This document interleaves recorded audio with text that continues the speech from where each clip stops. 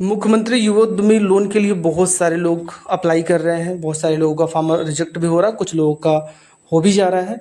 लेकिन रिजेक्शन की जो संख्या वो ज़्यादा है। उसका रीज़न ये है कि बहुत सारे कैंडिडेट का जिनका सिविल स्कोर ख़राब है या जो नज़दीकी बैंक है उसमें वो डिफ़ॉल्ट घोषित किए गए हैं।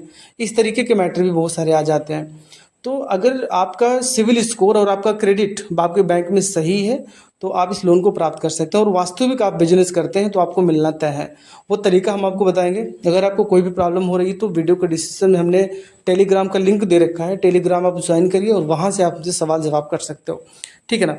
हालांकि जो कैंडिडेट मेरे पास है इनका समस्या ये है कि इनका जो बैंक है वो इनका फॉर्म रिजेक्ट कर चुकी है।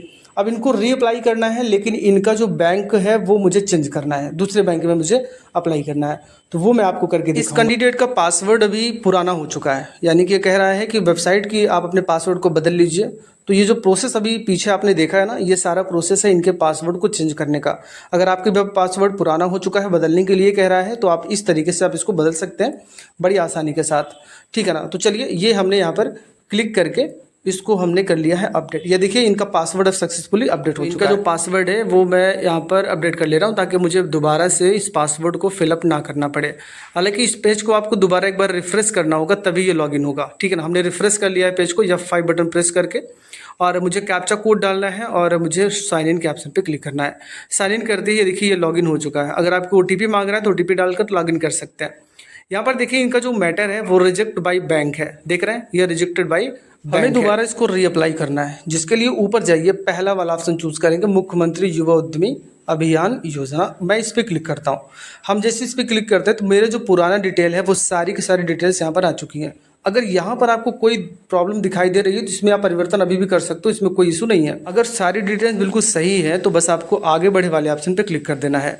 आगे बढ़ेंगे तो अगले स्टेप पर आएंगे। यहाँ पर परियोजना का विवरण देना है। देखिए आपने कोई बिजनेस किया होगा, हो सकता है पुराना कोई रहा हो, बैंक रिजेक्ट कर दिया हो। आपके पास जो वास्तविक बिजनेस है वो चीज़ यहाँ पर आप डालिएगा, ठीक है ना। और कोटेशन जो आप दुकान से बनवाए हैं उससे मिलता जुलता यहाँ पर आपको ये सारी डिटेल्स भरने होंगे। अगले स्टेप पे आते हैं जहाँ पे हमें इनके बैंक का विवरण बदलना है, क्योंकि जिस बैंक में इन्होंने पुराना अभी दिए थे ये बैंक इनका रिजेक्ट कर दी थी, इस बैंक में नहीं भेजना चाहते हैं, अगर नई बैंक अपडेट करना चाहते हैं। तो देखिए यहाँ पर वित्तीय ऋण हेतु बैंक विवरण आ रहा है। तो इनका पुराना कौन सा है, वो HDFC है। तो अब ये कौन सा करना चाहते हैं, कैनरा बैंक। तो अपने बैंक को चूज करिए जिसमें अब आप भेजना चाहते हैं, नई वाली बैंक। IFSC कोड आप डालेंगे, फिर आप यहाँ पर सर्च करें। देख रहे हैं आपके बैंक का विवरण ऑटोमेटिक आ जाएगा कि बैंक की शाखा कौन सी है, शाखा का पता क्या है। ये दो चीज़ें तो ऑटोमेटिक IFSC कोड से ले लिया है इसने, ठीक है ना। लेकिन बैंक अकाउंट नंबर अभी पुराना पड़ा हुआ है, तो मैं इस बैंक अकाउंट नंबर क्या करूँगा, डिलीट कर दूंगा। और इस जो कैनरा बैंक अभी कैंडिडेट दे रहा है, मैं इस अकाउंट नंबर को यहाँ पर फिलअप करूँगा और मुझे वैलिडेट के ऑप्शन पे क्लिक कर देना है। मैं आपको दिखा दूँ एक बार, वैलिडेट करिएगा। कभी कभी वैलिडेट करते समय एरर आ जाता है क्योंकि वो सर्वर इशू है, तो कभी कभी एरर दिखाई दे जाता है, ठीक है ना। अगर सक्सेसफुल हो गया तो कोई बात नहीं, अगर एरर भी दिखाई दे रहा है तो वहाँ पर भी आपको परेशान नहीं होना है, आपको आगे बढ़ जाना है, वो सर्वर इशू होता है।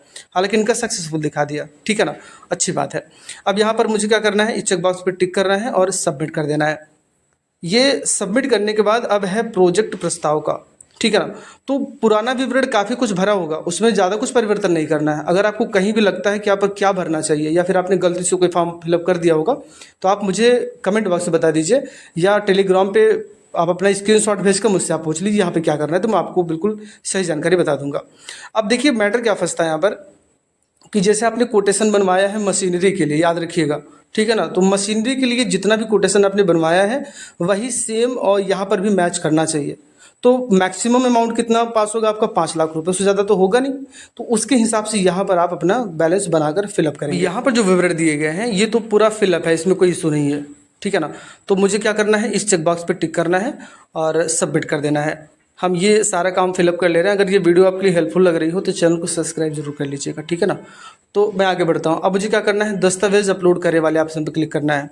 अब जो दस्तावेज आपके अपलोडेड होंगे उसमें कोई दिक्कत है नहीं, लेकिन जो नई अपडेट कुछ मांगी गई होगी, कुछ और आपसे मांगा गया होगा तो वो देना होगा। अब नीचे देखिए ज़रा, एक तो मांगा गया कौशल प्रमाण पत्र, हमारे पास नहीं है, ये ज़रूरी भी नहीं है, लेकिन कोटेशन आपको देना होगा, क्योंकि कोटेशन के बिना आप ये फॉर्म सबमिट करेंगे तो आपका DIC से उसको रिजेक्ट कर दिया जा रहा है। तो कोटेशन आपको अपने दुकानदार से बनवा लेना है जहाँ से आप सामान खरीदना चाहते हो। तो वहाँ से आप कोटेशन बनवाइएगा और आपने जो फॉर्म फिलअप किया हुआ है कि कितनी की मशीनरी है और कितना मेरा सीसी लिमिट है, वो दोनों मैच करना चाहिए, ठीक है ना। तो इसमें जो अपने मशीनरी के लिए अमाउंट डाला है ना, वही उतने का कोटेशन आप बनवा के अपलोड करेंगे। तो मैं आपको दिखा भी दूं कि हमने जो कोटेशन तैयार करवाया है वो मेरा किस तरीके का है। मैं आपको दिखा दूं, बहुत सारे लोग होते हैं कि भाई कोटेशन कैसे बनवाएं, तो वो दिक्कत आती है। देखिए ऊपर देखिए क्या लिखा है, आदित्य इंटरप्राइजेज लिखा गया है। आदित्य इंटरप्राइजेज के यहाँ हम कंप्यूटर, इन्वर्टर और जितने भी यानी कि साइबर कैफ़े की इनको यानी कि खोलना, ओपन करना है, तो उसमें जितने सामान लग रहे हैं वो सारे सामान का हमने इनका एस्टीमेट बनवा रखा है। आप देख भी सकते हैं, जिनके नाम बिल कटा है वो देख लिया आपने, कौन सा आइटम लगना है, कितने पीस लगनी है, कितना रेट इनका लगाया गया है, कितना टैक्स लग रहा है और कितना अमाउंट इनका आ रहा है। और नीचे टोटल आप जरा देखिए 4,50,006 रुपये का है। तो इनका जो मशीनरी हमने अप्लाई किया है तो वो भी 4,50,000 का ही है। इनका सीसी लिमिट हमने कितना किया है, इनका किया है 50,000, क्योंकि जो कोटेशन बनवा के लाए हैं उसी के अनुसार हमें फिलअप करना है। अब बहुत सारे कैंडिडेट का सवाल ये होता है कि ये जो पैसा है, जैसे वो पैसा आपके अकाउंट में तो आता नहीं मशीनरी वाला, वो आता है दुकानदार के खाते में। तो ये दुकानदार का विवरण दिया गया, नीचे देख रहे हैं, इसी अकाउंट में पैसा जाता है मशीनरी वाला, सीसी लिमिट आपके अकाउंट में आता है। तो ये हमने यहाँ पर अपलोड कर दिया है। अपलोड करने के बाद फाइनल सबमिट करना है। फाइनल सबमिशन के ऑप्शन पे हम क्लिक करेंगे, अगले स्टेप पर आएंगे जहाँ पर मेरा विवरण फिर से आ जाएगा। अब मुझे फाइनल सबमिशन के ऑप्शन पे दोबारा से क्लिक करना होगा। हम इस पर क्लिक करेंगे और यहाँ पर हमको ओके कर देना है। तो आप देखेंगे कि आपको एक नया एप्लीकेशन नंबर जनरेट हो गया है।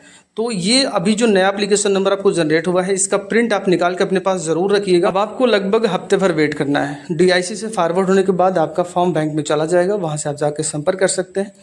अगर कोई भी आपको प्रॉब्लम हो रही है, बैंक वाले कुछ डिटेल्स मांग रहे हैं, तो आप हमसे कांटेक्ट कर सकते हैं। टेलीग्राम ज्वाइन कर लीजिए, वहाँ से आपसे सवाल जवाब करिए, या हम व्हाट्सअप नंबर दे देंगे अपना, वहाँ से व्हाट्सअप के लिए भी कॉल करने की थोड़ा सा कम कोशिश करिएगा, क्योंकि बहुत सारे कॉल आते रहते हैं, तो मैं जवाब देने में थोड़ा सा असमर्थ हो सकता हूँ। लेकिन आप अगर व्हाट्सएप या टेलीग्राम पे मुझे आप सवाल करेंगे तो मैं आपके सभी सवालों का जवाब देने की कोशिश करूँगा। मैं आपकी हेल्प के लिए बिल्कुल खड़ा रहूँगा। अगर ये वीडियो हेल्पफुल लगी हो आपको तो चैनल को सब्सक्राइब जरूर करिएगा, अपने दोस्तों के साथ भी शेयर कर दीजिएगा। थोड़ा सा हेल्प आप करेंगे हमारी तो बड़ी खुशी होगी हमें।